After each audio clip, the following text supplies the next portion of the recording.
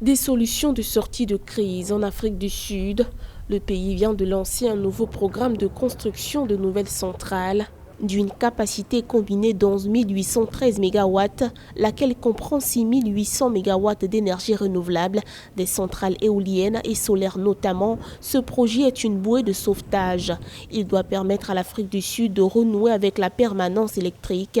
La mise en place de ces nouvelles capacités doit démarrer en 2022, ont déclaré les autorités. C'est déjà apprécié ce projet, c'est d'autant plus que ça s'articule autour d'un mix énergétique. C'est déjà une très bonne chose parce que la dernière fois, je vous disais qu'il fallait penser à une combinaison, un mix énergétique. Ailleurs, on a par exemple 70% du nucléaire et 30% du thermique. Donc l'Afrique du Sud est en train de donner une assistance à notre ami, l'opérateur historique Eskom. L'équation est en passe d'être résolue dans ce sens. Ces centrales supplémentaires ne seront pas confiées à l'Eskom, la compagnie sud-africaine de production et de distribution d'électricité, mais à des producteurs privés.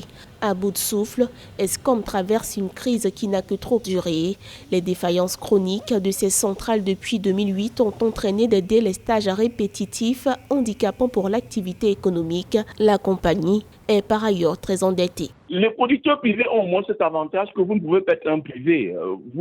Vous produisez, vous vendez et les gens viennent se connecter sur votre réseau comme ça sans vous payer. Pour moi, c'est bon de segmenter ainsi. Le maillon production, on confie ça au privé. Le transport, il faut penser surtout au transport parce qu'un pays comme le Cameroun ou le Gabon, ces pays perdent près de 40% de l'énergie produite sur le circuit de transport. Donc le maillon transport est extrêmement important. En attendant la mise en place de ces centrales, le gouvernement travaille pour des installations électriques dans les plus brefs délais. Récemment, un programme de limitation des risques a été lancé.